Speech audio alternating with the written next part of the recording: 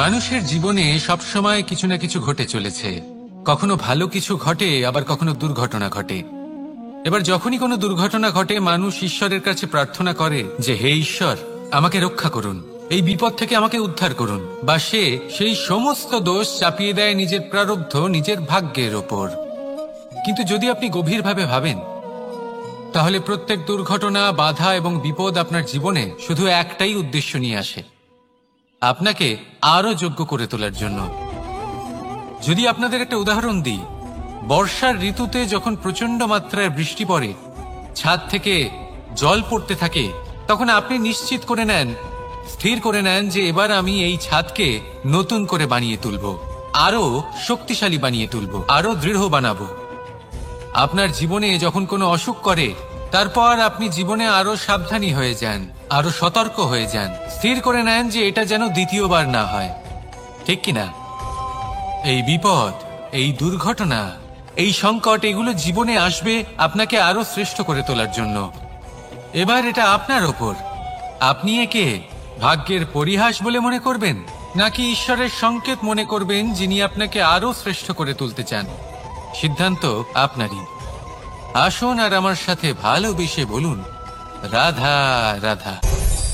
এই সংসারে যখনই দুজন মানুষ একত্রিত হয়ে কোনো সমস্যার বিষয়ে আলোচনা করেন, তখন হয় সবার শেষে কোনো না কোনো সমাধান বের করেন, বা কোনো না কোনো বিবাদ করেন। এই বিবাদ হলো মনুষ্য জীবনের সবথেকে বড় ঝামেলা, সবথেকে বড় সমস্যা।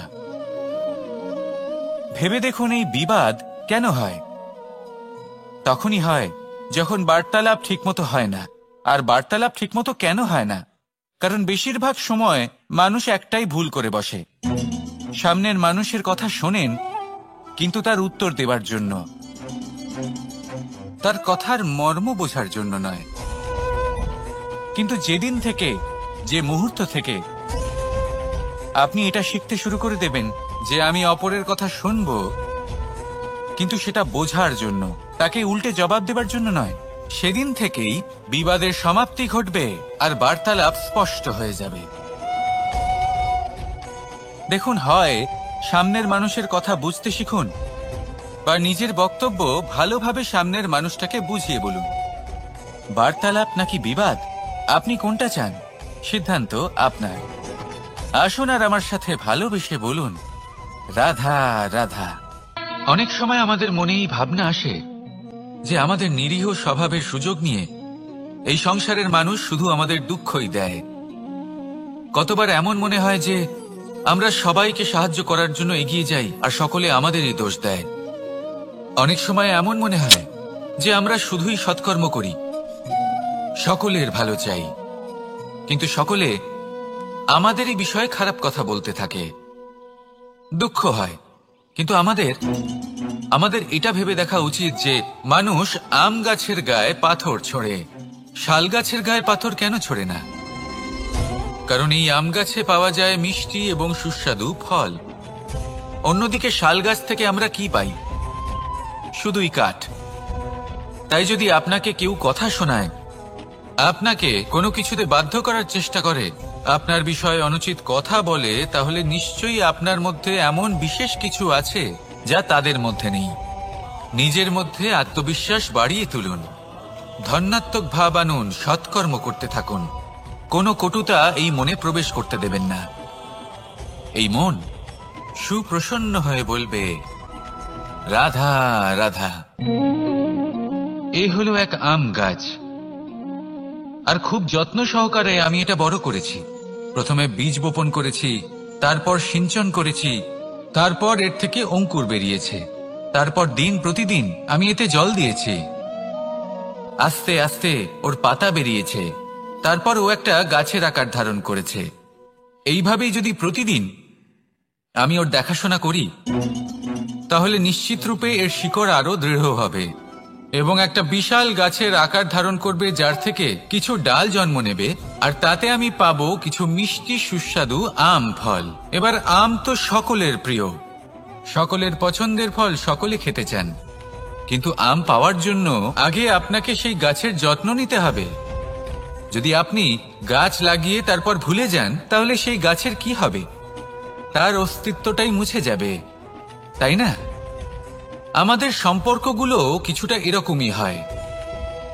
যদি সম্পর্ক জুড়ে আপনি ভুলে যান, তাহলে তার অস্তিত্বই মুছে যাবে।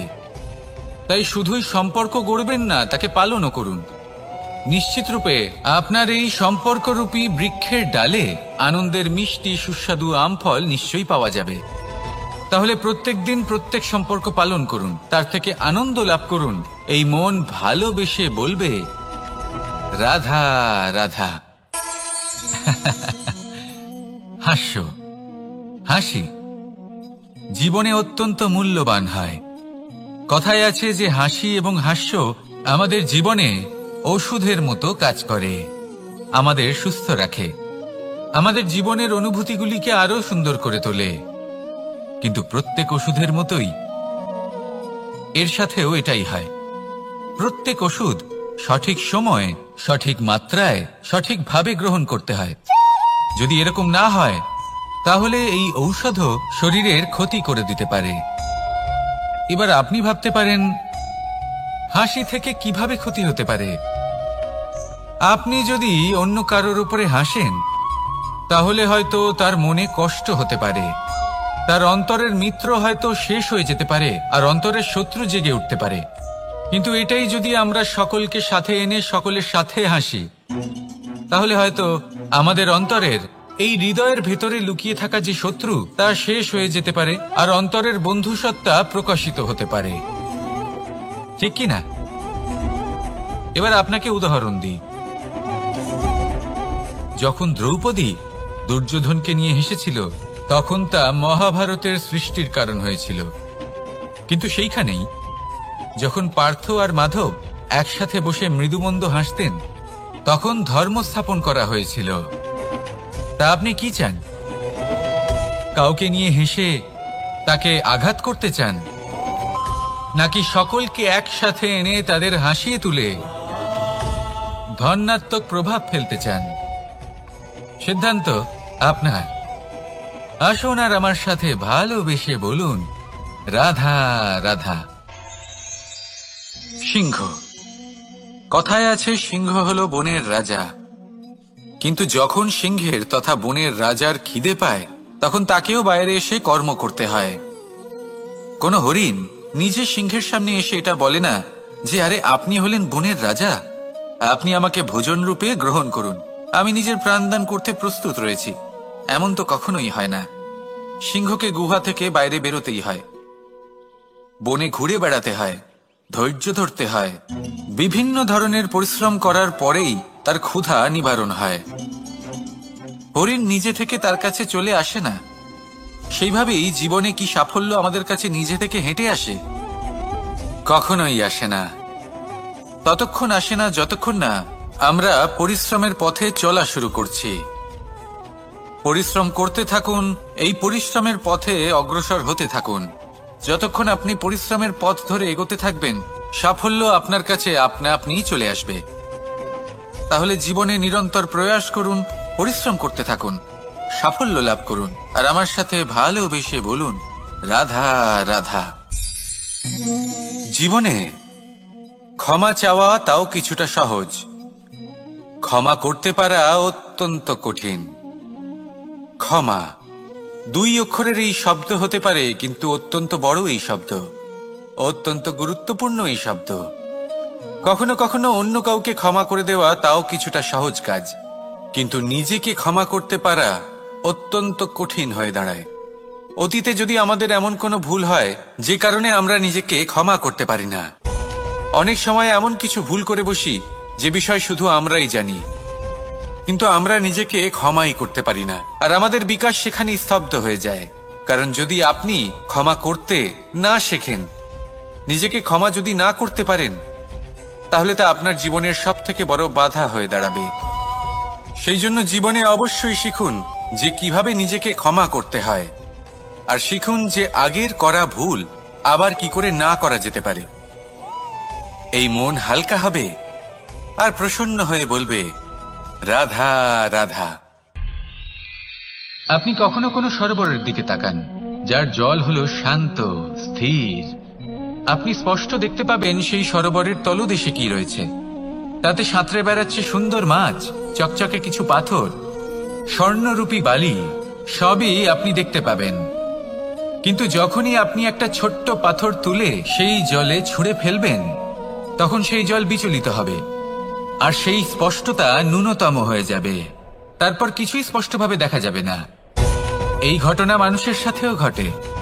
মানুষ যদি বিচলিত হয়ে পড়ে, তখন সে বুঝতে পারে না যে বর্তমানে কি হয়ে চলেছে আর ভবিষ্যতে কি করা উচিত।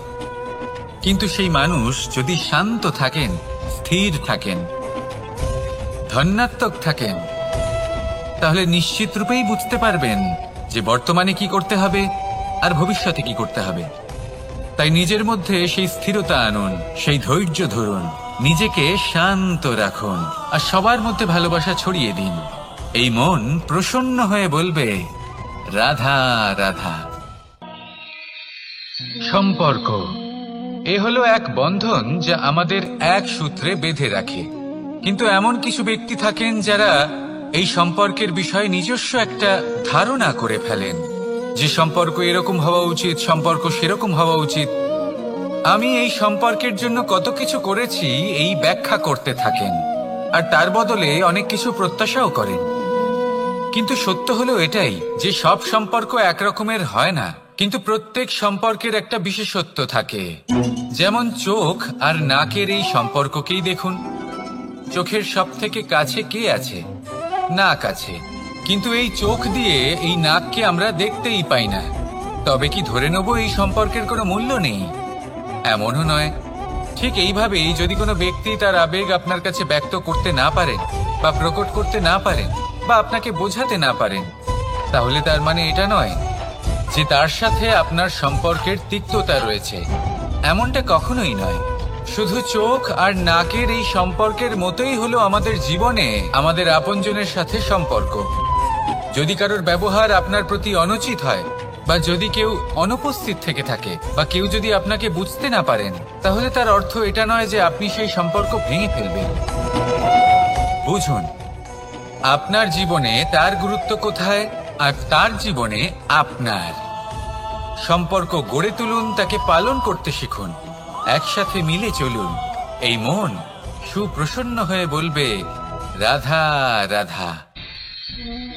প্রারম্ভ শূন্যের দ্বারা হয়ে থাকে। তা সে ব্রহ্মাণ্ডই হোক, পৃথিবীই হোক, আদি ইত্যাদিই হোক, সবাই নিজের অস্তিত্ব শূন্য থেকে লাভ করে। এই শূন্য যার নিজের কোনো অস্তিত্ব নেই, কিন্তু সে সকলকে অস্তিত্ব দান করে থাকে। আমাদের এই শূন্যের মতো হতে হবে।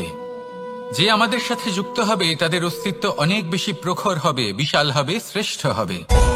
কিন্তু যেই আমরা তাদের থেকে দূরে যাব, তারা আমাদের উপস্থিতির আভাস পাবে, আমাদের গুরুত্ব বুঝতে পারবে। শূন্যই হলো সূত্রপাত, শূন্যই হলো সমাপ্তি। শূন্যকে কেউ যতই ছোট মনে করুক, কিন্তু এই শূন্য অত্যন্ত গুরুত্বপূর্ণ। তাই এই শূন্যের মতো হয়ে উঠুন আর আমার সাথে ভালোবেসে বলুন, রাধা রাধা। সাগরের ঢেউ সমুদ্র তটে ধাক্কা খেয়ে, পাথরের সাথে ধাক্কা খেয়ে তার আকার বদলে দিতে পারে। বিভিন্ন আকারের পাথরে এদের ঘষে ঘষে গোলাকার বানিয়ে দিতে পারে। কিন্তু এই সাগরের ঢেউ এদের নিজেদের আকার কখনো বদলায় না। কিন্তু এমন কেন? কারণ এরা বিচ্ছিন্ন হয়েও আবার একত্রিত হতে জানে। অর্থাৎ যখন এরা বিচ্ছিন্ন হয় তখন মতভেদ অবশ্যই, কিন্তু আবার একত্রিত হওয়া হলো এদের একতার প্রতীক। দেখুন, ঝগড়াঝাটি, তর্ক বিতর্ক, মতভেদ এগুলো জীবনের অভিন্ন অঙ্গ, কিন্তু এদের কখনো মনে প্রবেশ করতে দেবেন না। যদি মনে প্রবেশ করেও ফেলে, তাদের মনে ঘর করতে দেবেন না, এদের বের করে ফেলুন। এই ঝগড়াঝাটি, তর্ক বিতর্ক, মতভেদ এদের সারা জীবন সাথে নিয়ে চলবেন না। যদি একসাথে নিয়ে চলতে চান, তাহলে সকলকে একসাথে নিয়ে চলুন, ঢেউয়ের মতো। একতায় বিশ্বাস রাখুন। একসাথে মিলে যদি এগোতে থাকেন, তাহলে অনেক দূর পৌঁছবেন। নয়তো শুধু দূরের কথা ভেবেই যাবেন। কি চান সেই সিদ্ধান্ত আপনারই। আসুন আর আমার সাথে ভালোবেসে বলুন, রাধা রাধা। এই সাগর হলো বিশাল। কথায় আছে যে জীবনের উৎপত্তি সাগর থেকেই হয়েছে। কথাটা ঠিকও। এই সাগরই আমাদের ভিন্ন ভিন্ন ধরনের বনস্পতি প্রদান করেন, মণি এবং মুক্ত প্রদান করেন। আমরা কতটা তুচ্ছ সেই বিষয়ে আমাদের উপলব্ধি ঘটান, আমাদের প্রেরণা প্রদান করেন, যাতে আমরাও সাগরের মতো বিশাল হয়ে উঠতে পারি। এই সাগরের অনেকগুলো গুণ আছে যা আমরা শিখতে পারি। আজ আমি কথা বলবো একটা বিশেষ গুণের বিষয়। বেশিরভাগ মানুষ মালিন্য, নোংরা পদার্থ, নোংরা বস্তু, অপদ্রব্য এই সাগরে ভাসিয়ে দেন। কিন্তু সাগর এই পদার্থ নিজের মধ্যে একত্রিত করে রাখেন না, এই সব নিজের ভেতর থেকে বাইরে বের করে দেন। এ হলো অত্যন্ত শ্রেষ্ঠ একটা গুণ। কিন্তু এই কাজকেও সার্থক করার জন্য সাগরেরও একটা তটের প্রয়োজন পড়ে, যেখানে সাগর এই সব বস্তু বাইরে বের করে ফেলতে পারে। আর মানুষও ভিন্ন কিছু নন। দেখুন, মানুষেরও তো একটা তটের প্রয়োজন পড়ে। এই তট, তিনি হয়তো আমাদের গুরু হতে পারেন, আমাদের মা বাবা হতে পারেন, ভাই বা মিত্র হতে পারেন, বা হয়তো সেই সমস্যাগুলি যার থেকে আমরা দূরে পালিয়ে যাচ্ছি। কারণ যখন আপনি এই সমস্যাগুলির সম্মুখীন হবেন, শেষ পর্যন্ত আপনি শিক্ষাই পাবেন। সব থেকে বেশি গুরুত্বপূর্ণ এই মনকে পবিত্র রাখা। আর তার জন্য একটাই উপায় আছে, এই মন তার মন্থন করা। যদি এই মনের মন্থন করেন তাহলে পূর্ণরূপে পবিত্র হবেন। আর এই মন, আপনি তো জানেনই, প্রসন্ন হয়ে বলবে, রাধা রাধা। নেকড়ে, নেকড়ের বিষয়ে আমরা সকলে জানি। ওরা খুবই নিষ্ঠাবান এবং অত্যন্ত সতর্ক থাকেন। ছোট ছোট মূর্খতা করে বসেন। এনারা হাড় চিবোতে খুব ভালোবাসেন, কিন্তু চিবোতে চিবোতে এদের মাড়ি ছড়ে যায়, সেখান থেকে রক্তপাত হতে থাকে। সেই রক্ত ওনারা পান করেন, আর ওনাদের মনে হয় এই রক্ত হাড় থেকেই পাচ্ছেন। ওনারা ভাবেন যে এই হাড় চিবিয়ে আমরা আনন্দ লাভ করছি, কিন্তু আসল সত্য হলো এটাই যে ওনারা নিজেদেরই ক্ষতি করছেন। আমরা মানুষ, আমাদের সাথেও এমনটাই হয়। কখনো কখনো ভুলবশত আমরা এমন কোনো কাজ করি, আর আমাদের মনে হয় যে আমরা বাইরে থেকে আনন্দ লাভ করছি, কিন্তু সত্য হলো এটাই যে আমরা শুধুই ক্ষতিগ্রস্ত হচ্ছি। এটা হলো খুব বড় একটা শিক্ষা যা আমাদের শেখা উচিত। তা হলো এটা যে আমাদের বোঝা উচিত যে কখন আমরা লাভবান হচ্ছি আর কখন ক্ষতিটাকেই লাভ বলে মনে করছি। এই শিক্ষা যদি আপনি প্রাপ্ত করতে পারেন, তাহলে এই সংসারে আপনার থেকে বেশি প্রসন্ন আর কেউ থাকবেন না। তাহলে আসুন আর আমার সাথে ভালোবেসে বলুন, রাধা রাধা। মানুষের জীবনে তিনটি গুণ অত্যন্ত প্রয়োজনীয়: শ্রদ্ধা, বিনম্রতা, যোগ্যতা। যদি জ্ঞান লাভ করতে চান তাহলে শ্রদ্ধার প্রয়োজন, যদি মান লাভ করতে চান তাহলে স্বভাবে বিনম্র হওয়া প্রয়োজন, আর যদি মনোবাঞ্ছিত স্থান লাভ করতে চান তাহলে যোগ্যতার প্রয়োজন। বিষয়টা সহজ। শ্রদ্ধা আপনাকে জ্ঞান দেবে, নম্রতা আপনাকে মান, আর যোগ্যতা উচিত স্থান দেবে। কিন্তু যদি আপনি এই তিনটি গুণ সম্মিলিত করেন তাহলে এমন কিছু লাভ করবেন যা এই সব কিছুর থেকে অনেক ঊর্ধ্বে। সম্মান। আর এ হলো সেই সম্মান যা প্রত্যেক মানুষের নিজের জীবনে লাভ করতে চেষ্টা করা উচিত। কারণ এই হলো সেই সম্মান যার কারণে আপনি চলে যাওয়ার পরেও এই সংসার আপনাকে ভালোবাসবে আর মনে রাখবে। আসুন আমার সাথে ভালোবেসে বলুন, রাধা রাধা। বনের মধ্যে যদি আপনি কোনো বিষাক্ত সাপ দেখেন তাহলে কি করবেন? আপনি তখনই তার থেকে দূরে পালাতে চেষ্টা করবেন। আর এটা কেন করবেন? নিজের রক্ষার্থে। এই কথা আমি নয় মেনে নিলাম, কিন্তু নিজের জীবনে এটা করেন না কেন? আপনি যেখানেই যান, যে স্থানেই যান না কেন, প্রত্যেক সময় প্রত্যেক মুহূর্তে এমন বিষাক্ত সাপ আপনি অবশ্যই খুঁজে পাবেন। আর সেই সাপ নয় যাদের আপনি বনে খুঁজে পাবেন, এরা হলো সেই সাপ যা আপনাকে পাপ করতে বাধ্য করবে। আপনার অন্তরের বাসনা, ক্রোধ, অহংকার, লোভ, ঈর্ষা এদের বৃদ্ধি ঘটাবে। দেখুন, বনের এই সাপ আপনাকে একবার ছেড়ে দিতেও পারে, ছোবল নাও মারতে পারে, কিন্তু এই যে পাপরূপী সাপ আছে তা অবশ্যই ছোবল মারবে। কর্ম যদি করেন তাহলে অবশ্যই ফল পাবেন। সেই জন্য যখনই কোথাও যাবেন, যদি এমন কাউকে দেখেন, যদি এমন কিছু দেখেন যে আপনাকে পাপ করতে বাধ্য করছে, তাহলে সেই মুহূর্তে সেখান থেকে পালিয়ে যান। যেমন বনের সাপ দেখে আপনি পালাতে থাকেন। সৎকর্মের রক্ষা অত্যন্ত আবশ্যক। আসুন আর আমার সাথে ভালোবেসে বলুন, রাধা রাধা। যদি কোনো সিংহ বানরের মতো গাছে চড়তে চেষ্টা করে তাহলে কি হবে?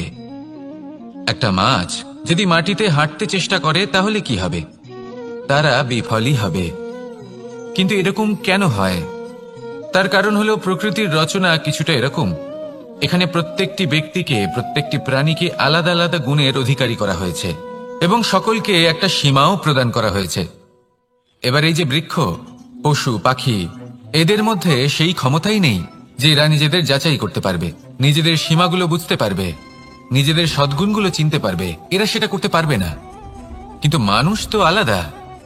মানুষের কাছে সেই বিশেষ শক্তি আছে যে তারা পূর্ণরূপে নিজেদের যাচাই করতে পারবে, নিজেকে পূর্ণরূপে বুঝতে পারবে, নিজের দোষ, নিজের অপগুণ, নিজের সদ্গুণ, নিজেদের সীমাগুলো তারা বুঝতে পারবে। আর এটা অত্যন্ত গুরুত্বপূর্ণ। কথায় আছে যে যদি সাফল্য লাভ করতে হয় তাহলে নিজেকে যাচাই করে নিতে হবে। তাই নিজেকে যাচাই করুন, নিজের সাথে পরিচিত হয়ে যান এবং জীবনে কর্ম করতে থাকুন। সাফল্যের শিখরে অবশ্যই পৌঁছে যাবেন। আর ওখানে যদি যান তাহলে এই মন প্রসন্ন হয়ে অবশ্যই বলবে, রাধা রাধা। অন্ধকারাচ্ছন্ন রাত্রি যদি এসে থাকে তাহলে আলোকিত প্রকাশ নিয়ে সূর্যও অবশ্যই আসে। রোগ যদি এসে থাকে তাহলে তার ওষুধও অবশ্যই আসে। সমস্যা যদি আসে তাহলে সেই সমস্যার সমাধানও নিজে থেকেই আমাদের কাছে চলেই আসে। এই সংসার, এই জীবনের শুধুমাত্র একটাই নিয়ম আছে, আর তা হলো এটাই, এই সংসার হলো একটা চক্রের মতো। এতে শাশ্বত বলে কিছু নেই, নিত্য বলে কিছু নেই। আর যা কিছুই রয়েছে সব বদলাতে চলেছে। যদি আপনার জীবনে দুঃখ থাকে, সমস্যা থাকে, যদি আপনি বিপদ দ্বারা আচ্ছন্ন, তাহলে মনে রাখবেন সবকিছু বদলে যেতে চলেছে। দুঃখের সময় কাঁদবেন না, মনকে আরো দুঃখী করে তুলবেন না, কারণ এখানে যা কিছুই এসেছে তা যাওয়ার জন্যই এসেছে। তাহলে এত চিন্তা কিসের? আনন্দ সহকারে জীবন যাপন করুন আর আমার সাথে ভালোবেসে বলুন, রাধা রাধা। রাত্রিবেলায় যখন আলোকিত জোনাকিদের দেখেন তখন মন প্রসন্ন হয়ে ওঠে। এদের দেখতে খুবই সুন্দর লাগে। আর এমন ঠিক কেন হয়? প্রথম হলো এটাই যে রাতের বেলায় চতুর্দিক অন্ধকারাচ্ছন্ন থাকে। এমত অবস্থায় যদি আমরা কোথাও একটু প্রকাশ দেখি তাহলে সেটাই আশার কিরণের ন্যায় মনে হয়। সেই প্রকাশই আমাদের মন প্রসন্ন করে তোলে।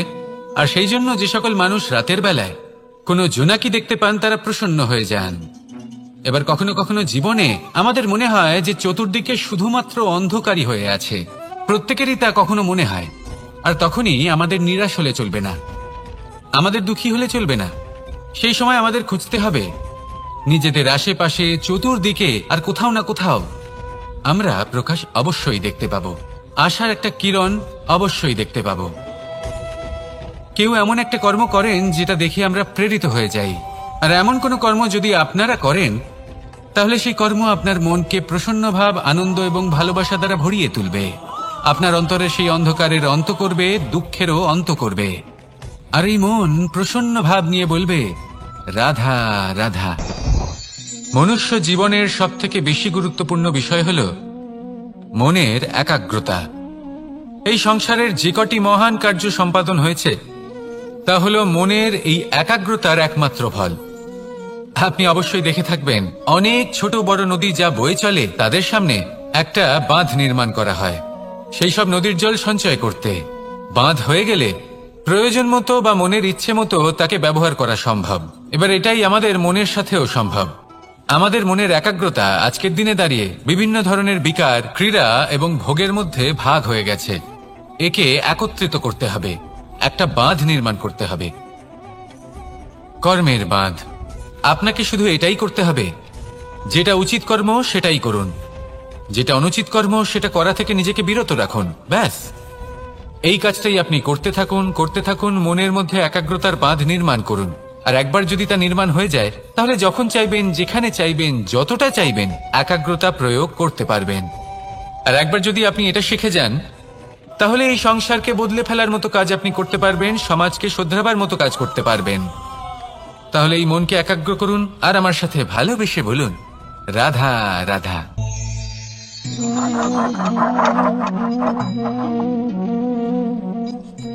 কোন ব্যক্তিকে নিশ্চয়ই দেখেছেন যিনি নিজে কাঠ কাটার এই কাজে নিপুণ এবং অভিজ্ঞ। এবার আপনারা দেখবেন যে তার মনোযোগ সমস্ত কাঠের ওপর থাকে না, তার মনোযোগ থাকে শুধুমাত্র একটা কাঠের ছোট্ট একটি অংশের ওপর, যেখান থেকে তার টুকরো করা হচ্ছে। কিন্তু সেটা উনি কেন করেন? যদি এটা উনি না করেন তাহলে সেই কাঠ সঠিক পদ্ধতি এবং তাড়াতাড়ি কাটা যাবে না। জীবনেও তাই হয়ে থাকে। আপনি হয়তো কোনো লক্ষ্য স্থির করেছেন বা পথ নির্বাচন করেছেন বা কাজ স্থির করেছেন যেটা আপনি করেই ছাড়বেন। তাহলে নিজের সম্পূর্ণ মনোযোগ শুধুমাত্র তার উপর কেন্দ্রীভূত করুন। যদি আপনার মন এদিক ওদিক তাকাতে থাকে, অস্থির হয়ে পড়ে, বিচলিত হয়ে পড়ে, যদি তা হয়ে থাকে তাহলে আপনি অবশ্যই অসফল হবেন। তাই কর্মঠ থাকুন, নিরন্তর কর্ম করতে থাকুন এবং পূর্ণ মনোযোগ দিয়ে নিজের কাজ করুন। নিজের পথে অগ্রসর হন বা নিজের লক্ষ্য প্রাপ্ত করতে চেষ্টা করুন। তারপর দেখুন কি হয়, কিভাবে উচিত পথে এবং তীব্র গতিতে আপনার লক্ষ্য আপনার কাছেই পৌঁছে যায়। আর আপনার এই মন প্রসন্ন হয়ে বলে, রাধা রাধা। কখনো কোনো নদীকে দেখেছেন? একই আকার, একই স্থান, শুধু প্রবাহিত হতে থাকে। এর মধ্যে কখনো কোনো অপদ্রব্য ফেলে দেখুন, দেখবেন সেটা বেশিক্ষণ সেখানে থাকে না। সেটা নদীর সাথে বইতে থাকে আর বয়ে যেতে যেতে সাগরে সমাহিত হয়ে যায়, আর শেষ পর্যন্ত সাগর সেটাকে তটে ফেলে দেয়। কিছুটা এমন হওয়া উচিত আমাদের বিচারধারাও। এক স্থানে তা স্থগিত হওয়া উচিত নয়, এটা সবসময় প্রবাহমান হওয়া উচিত। তবেই আমাদের চেতনা, আমাদের মূল্যবোধ এবং আমাদের স্মৃতি, এই তিনটি শ্রেষ্ঠ থাকবে। আর এটাই হলো পুকুর এবং নদীর মধ্যে পার্থক্য। নদীতে জল সবসময় বয়ে চলে, সেই জন্য পবিত্র থাকে, শুদ্ধ থাকে এবং পরিষ্কার থাকে। আর সেখানে এই পুকুরের তলদেশে সব জমা হতে থাকে আর সেই জন্য তা অপবিত্র হয়ে যায়। তাই সবসময় এই বিচারধারা প্রবাহমান রাখুন। যদি মনে কোনো ভাবনা চলে আসে, সেখানেই থেকে যায় এবং বিদ্যে থাকে, তাহলে তা বের করে দিন, তাকেও বয়ে যেতে দিন এবং তার যা উত্তর হবে তা সময়ের সাথে আপনার সামনেই চলে আসবে। শুধুই নদীর মতো প্রবাহমান হন আর আমার সাথে ভালোবেসে বলুন, রাধা রাধা। এই সংসারে সাফল্য লাভ করার জন্য জ্ঞানের প্রয়োজন হয়, পরিশ্রমের প্রয়োজন হয়, দৃঢ় নিষ্ঠার প্রয়োজন হয়, নিরন্তর চেষ্টা করা প্রয়োজনীয়। কিন্তু আরো কিছু আছে যা অত্যন্ত প্রয়োজনীয় এবং গুরুত্বপূর্ণ।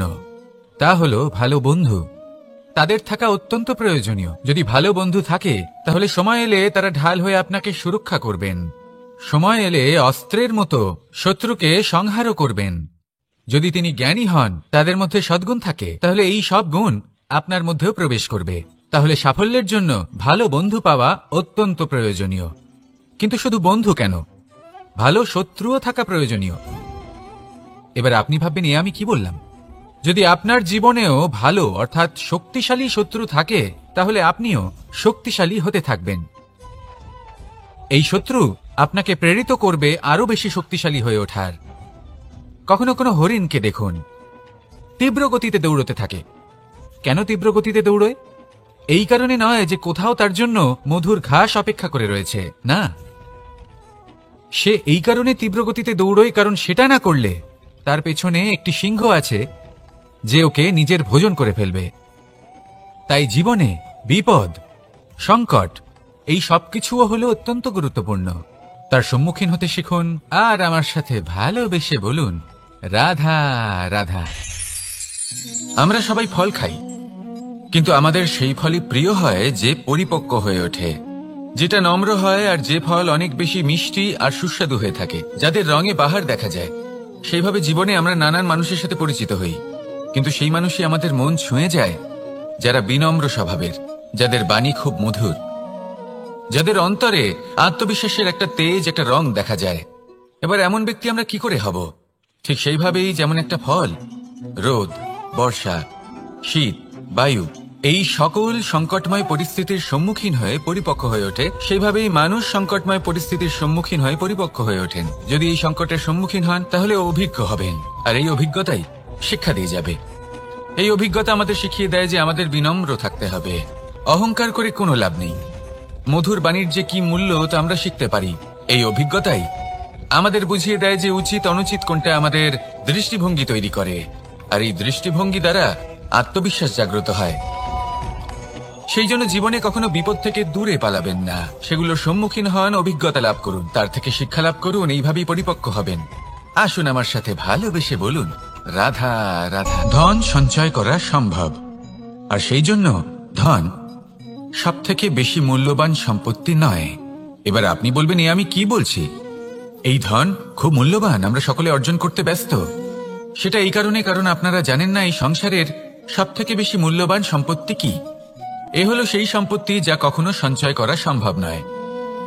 আপনার কাছে যতই ধন থাকুক তা দিয়ে আপনি স্বাস্থ্য লাভ করতে পারেন, বাড়ি কিনতে পারেন, আদি ইত্যাদি, কিন্তু আপনি যতই ধনী হন না কেন, ফেলে আসা দিনের একটা মুহূর্ত আপনি লাভ করতে পারবেন না। এই একটা মুহূর্ত, এই সময়, এটাই হলো সংসারের সব থেকে মূল্যবান সম্পত্তি। একবার চলে গেলে তা কখনোই ফিরে আসে না।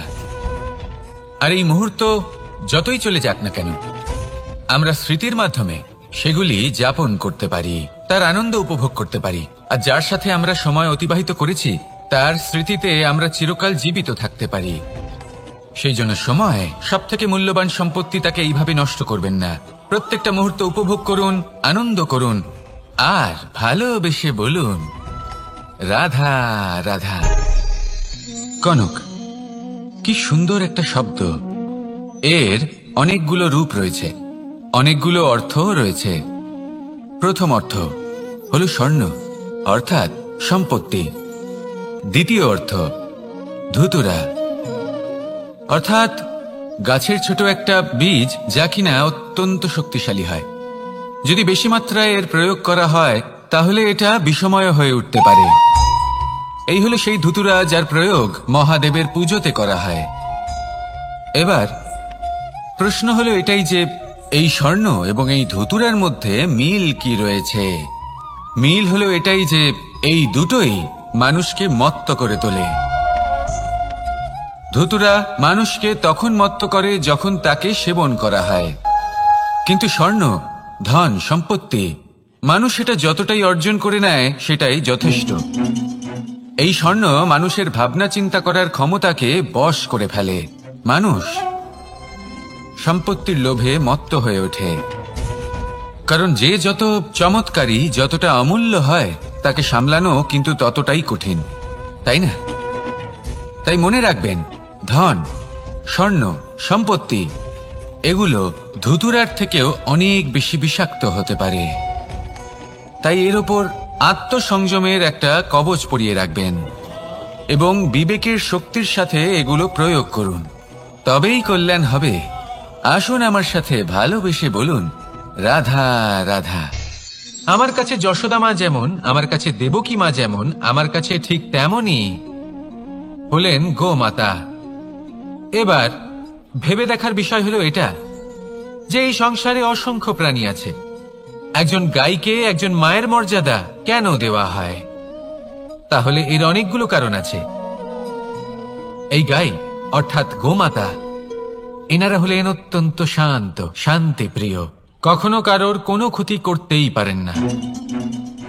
গোমাতা যে দুধ নিজের বাছুরকে পান করান সেই দুধই আমাদেরও দেন। সেই দুধ পান করে আমরা শক্তি লাভ করি। এই দুধ থেকে আমরা মাখন, ঘি, পায়েস, এইসব সুস্বাদু খাবার লাভ করি।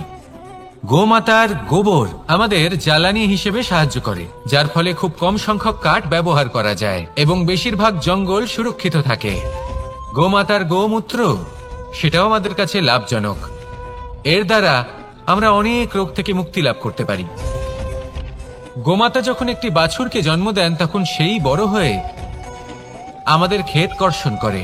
সেই জন্য গাইকেও জীবনে মায়ের মর্যাদা দেবেন। যতটা সম্ভব তাকে সেবা করুন এবং ভালোবেসে তাকে পালন করুন। এই মন নিজে থেকেই প্রসন্ন হয়ে বলবে, রাধা রাধা। মধু কারই না পছন্দ বলুন তো? অত্যন্ত সুস্বাদু হয় এই মধু, মিষ্টি খেতে হয় এবং তা শক্তিও প্রদান করে। এবং প্রত্যেকটি মিষ্টি পদার্থের মতোই এতেও খুব তাড়াতাড়ি পিঁপড়ে ধরে যায়। অন্যদিকে যদি নুনকে দেখি তাহলে বছরের পর বছর রাখলেও এতে পিঁপড়ে ধরে না। এবার যদি কথা বলি বন্ধুত্বের, তাহলে বন্ধুত্ব নুনের মতো হওয়া উচিত, মধুর মতো নয়। যারা সামনে এলে শুধুমাত্র মধুর মধুর কথা বলবে, পরে এতে পিঁপড়ে ধরে যাবে, এটা নুনের মতো হওয়া উচিত। প্রকৃত বন্ধু হলো সে যে সময় এলে পরে আপনার সামনে আপনার প্রকৃত সত্য তুলে ধরবে, তা সে যতই কঠিন হোক না কেন। আপনার দোষ, আপনার অপগুণ, আপনার খামতি আপনাকে বলতে পারবে, যাতে আপনি সেগুলো শুনে মেনে নিয়ে তারপর নিজেকে শুধরোতে পারেন। এটাই হলো প্রকৃত বন্ধুত্ব। কখনো নিজের জীবনের আশেপাশে মন দিয়ে দেখবেন, অনেক সময় এমন মানুষ থাকেন, অনেক বন্ধু থাকেন যাদের দেখে আমাদের মনে হয় যে এনারা খুব কঠোর, এনাদের কথা খুব কটু। কিন্তু বেশিরভাগ এমন মানুষের মনটা যদি বুঝতে পারেন তাহলে দেখবেন তাতে কোনো মালিন্য নেই, এনাদের মন অত্যন্ত পবিত্র হয়। যদি আপনার জীবনেও এমন কোনো ব্যক্তি থেকে থাকে, এমন বন্ধু থাকে, তাহলে তাদের আগলে রাখুন আর আমার সাথে ভালোবেসে বলুন, রাধা রাধা। যতক্ষণ আমরা এই সংসারে জীবিত ততক্ষণ আমাদের সাথে সবকিছু থাকে, আমাদের ধন, সুখ স্বাচ্ছন্দ্য, আমাদের মিত্রগণ, আমাদের পরিবার, এই সমাজ, এই সবকিছু আমাদের সাথে থাকে। যেদিন আমরা এই সংসারকে ত্যাগ করব, এদের মধ্যে কেউ আমাদের সাথে যাবে না, না ধন, না স্বাচ্ছন্দ্য, না সম্পত্তি। এই সকল মানুষ, এই সমাজ, এরা শুধুমাত্রই শ্মশান পর্যন্ত আমাদের সাথে থাকতে পারবেন। তারপরে যদি আমাদের সাথে কিছু যেতে পারে তাহলে তা শুধুই আমাদের ধর্ম। আর এই সংসারে আমরা নিজেদের যে সুনাম রেখে যাই সেটা সম্ভব শুধুমাত্র কর্মের দ্বারা। সেই জন্য সংসারে যতদিন পর্যন্ত জীবিত আছেন, যদি কিছু অর্জন করতে চান তাহলে ধর্ম অর্জন করুন, ধর্মের বিষয়ে স্পষ্টতা অর্জন করুন এবং কর্ম অর্জন করুন। এটাই হবে আপনার অতীত এবং এটাই হবে আপনার ভবিষ্যৎ, এবং এটাই সকলকে প্রেরণা প্রদান করবে। আসুন আমার সাথে ভালোবেসে বলুন, রাধা রাধা। অসুখ।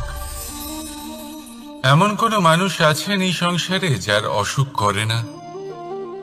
প্রত্যেক মানুষ কখনো না কখনো অবশ্যই অসুস্থ হয়েছে, তার এই শরীর রোগের শিকার অবশ্যই হয়েছে। এবারে দেখুন, এই রোগ আসে আবার এই রোগ চলেও যায়, কিন্তু সেই রোগ আমাদের কষ্ট দিতে কেন সক্ষম হয়? কারণ হলো স্বচ্ছতা। যদি এই স্বচ্ছতা শরীরে না থাকে তাহলে মানুষকে শারীরিক কষ্ট পেতেই হবে। ঠিক সেইভাবেই অত্যন্ত প্রয়োজনীয় হলো এই স্বচ্ছতা যেন মনেও থাকে। যদি এই স্বচ্ছতা মনে না থাকে তাহলে মানুষ চারিত্রিকভাবে কষ্ট সহ্য করেন। এবারে নিবারণ কি হতে পারে? বড়ই সহজ এর উপশম। যদি রোগ শরীরে হয় তাহলে সর্বপ্রথম স্বচ্ছতা বজায় রাখতে শিখুন, এই শরীরকে পরিষ্কার রাখতে শিখুন। বিচক্ষণতার সাথে এই রোগের সম্মুখীন হন, ভয় পাওয়ার কোনো দরকার নেই। ব্যায়াম করতে থাকুন, সব ঠিক হয়ে যাবে। সেইভাবেই যদি এই অসুখ মনে হয় তাহলে কি করা যায়? সর্বপ্রথম তার আধারের উপরে নজর দিন। আপনার এই আধারই হলো আপনার আহার। যা আপনি আহার করবেন সেরকমই মানুষ হয়ে উঠবেন, সেইভাবেই আপনি যেরকম ভাবেন সেরকমই মানুষ হয়ে উঠবেন। সেই জন্য নিজের ভাবনাকে শুভ করুন, নিজের দৃষ্টিভঙ্গিকে শুভ করে তুলুন, সবকিছু সঠিক হবে। আপনার আমার সবার মধ্যেই এক রাক্ষস বাস করে, তার সম্মুখীন হন, তাকে পরাস্ত করুন। তাহলে এই রোগ সে শরীরেই হোক বা মনের মধ্যে, যদি সঠিক সময় তাকে আটকানো না যায় তাহলে যে কোনো সময় তা মহামারীর রূপ ধারণ করবে। বলতে গেলে এই অভিজ্ঞতা আমাদের সেই শিক্ষা দেয় যার জন্য আমরা সুখের দিকে উচিতভাবে অগ্রসর হতে পারি। সেই জন্য জীবনে যখনই দুঃখ আসবে, দুঃখের এই সময় আসবে, তখন হতাশ হবেন না। বোঝার চেষ্টা করুন এই পরিস্থিতি কেন এসেছে, কি শিক্ষা দিতে এসেছে।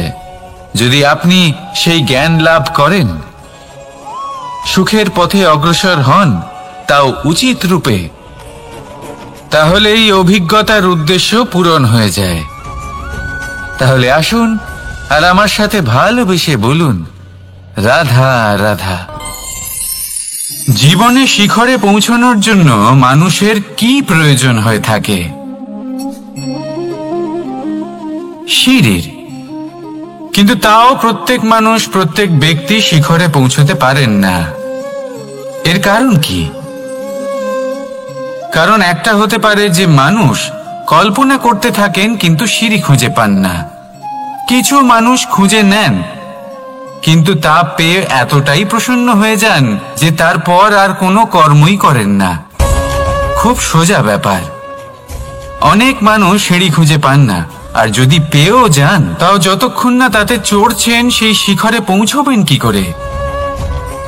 যতক্ষণ না আপনি পরিশ্রম করছেন, যতক্ষণ না সেই সিঁড়িতে আপনি চড়ছেন, যতক্ষণ না ক্লান্ত হচ্ছেন, আপনার পায়ে হাঁটুতে ব্যথা না হচ্ছে, ততক্ষণ এই শিখরে পৌঁছানোর সৌভাগ্য লাভ করতে পারবেন না। তাহলে কল্পনার সাথে কর্ম করুন, পরিকল্পনার সাথে পরিশ্রম করুন, সবকিছু পাবেন। আসুন আমার সাথে ভালোবেসে বলুন, রাধা রাধা। সমস্যা, কঠিন সময়, সংকট, বিপদ কার জীবনে নেই? প্রত্যেকের জীবনে আছে। কিন্তু আমাকে একটা কথা বলুন, যদি নৌকায় ঢেউকে ভয় পেতে শুরু করে তাহলে সাগর পার করবে কে? কখনো কোনো ছোট্ট পিঁপড়েকে দেখেছেন, যে আকারে হয়তো ছোট হতে পারে কিন্তু বড় শিক্ষা দিয়ে যায়? কিন্তু আমরা শিখি না। এবার দেখুন একটা পিঁপড়েকে, যে ভোজনের খোঁজে বাইরে বের হয়, একটা ছোট্ট দানা তুলে নেয়। ছোট দানা তোলে কারণ তার থেকে বেশি সে তুলতেই পারবে না। সে দানা নিয়ে চলতে শুরু করে, কোনো দেওয়ালে উঠে পড়ে, আবার পড়েও যায়। সেই দানা দূরে কোথাও একটা পড়ে যায়, তা আবার খোঁজে, তুলে নেয়, আবার চলতে থাকে। পড়ে যায়, আবার ওঠে, পড়ে যায়, আবার ওঠে। সেই দানাটা রেখে দেয়, আবার বেরিয়ে পড়ে ভোজনের খোঁজে। পরিশ্রম করতে থাকে কিন্তু হার মানে না। এই শিক্ষাই তো আমাদের প্রাপ্ত করতে হবে। নিরন্তর পরিশ্রম আর নির্ভীক হয়ে কর্ম করে যেতে হবে। এটাই হলো সাফল্যের মাধ্যম, এটাই হলো জয়ের মন্ত্র, অচ্যুত অজয় অস্ত্র। তাহলে আসুন আর আমার সাথে ভালোবেসে বলুন, রাধা রাধা। আমরা সকলে চাই আমাদের জীবনে সাফল্য আসুক। আমরা চাই যে এই সংসারে আমাদের খ্যাতি ছড়িয়ে পড়ুক। আমরা চাই যেন আমরা আলোচিত হই। কিন্তু শুধু চাইলেই কি যায় আসে? যদি এই সংসারে আলোচিত হতে হয় তাহলে পরিচিত হতে হবে পরিশ্রমের দ্বারা। যতক্ষণ না আপনারা পরিশ্রমের সাথে পরিচিত হবেন, সাফল্যের সাথে পরিচিত হবেন না। সংঘর্ষ করতে হবে প্রতিদিন, প্রতি বছর। জীবনের সব পরিস্থিতিতেই হয়তো নতুন নতুন বাধা আসবে, নতুন নতুন বিঘ্ন ঘটবে। কিন্তু এটা আবশ্যক নয় যে সমস্ত বিঘ্ন বিনাশের জন্য আসবে। কিছু বিঘ্ন আপনার পথ প্রশস্ত করার জন্য আসবে, আপনার পথ পরিষ্কার করার জন্য আসবে। যদি আপনাকে উদাহরণ দিই, যখন বন্যা আসে, বাড়ি ঘর ভেসে যায়, তখন আমরা হতাশ হয়ে পড়ি, আমরা দুঃখী হয়ে পড়ি। কিন্তু সেই বন্যাই আমাদের সেই ধরিত্রীকে এত উর্বর করে তোলে যে সেই উর্বর অংশ কাজে লাগিয়ে আমরা সেরকম আরো 10টা বাড়ি বানাতে পারি। তাহলে ধন্যাত্মক থাকুন আর যে কোনো সংঘর্ষের জন্য প্রস্তুত থাকুন। জীবনে অনেক দূর যেতে পারবেন। তাহলে আসুন আমার সাথে ভালোবেসে বলুন, রাধা রাধা। জীবনে কখনো কখনো আমরা সেই পরিস্থিতিতে ফেসে যাই যখন আমাদের মনে হয় যে আমাদের নতুন কিছু একটা করতে হবে, কিন্তু আমরা করতে পারি না। কারণ কোথাও না কোথাও আমরা রীতির দ্বারা আবদ্ধ, আর আমরা সেই রীতি ভাঙতে চাই না। কেবল একটাই প্রশ্ন আসে মনে, আশেপাশের মানুষ কি বলবে, আশেপাশের মানুষ কি ভাববে। আপনাকে একটা প্রশ্ন করি, কারা এই মানুষজন? আপনার জন্মের সময় এই মানুষজন কোথায় ছিলেন? যখন আপনি কোনো সমস্যায় পড়েন তখন এই মানুষজন কোথায় থাকেন? এগিয়ে এসে কি আপনাকে সাহায্য করেন, নাকি সেই সমস্যার সমাধান আপনি নিজেই করেন? এইসব মানুষজনের চিন্তা ত্যাগ করুন যদি আপনি জীবনে বাঁচতে চান। ভেবে দেখুন জীবনে কি কি শুভ আছে আর কি কি শুভ করতে পারেন।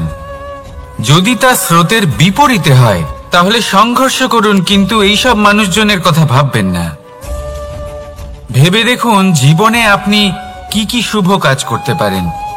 এটা ভাবুন যে আপনি কখনো এমন কোনো কাজ করে ফেলেননি তো যার জন্য কারো হৃদয় আহত হয়েছে। শুভর দিকে নিজের চিন্তা কেন্দ্রীভূত করুন, আপনার জীবনে সবকিছু শুভই হবে।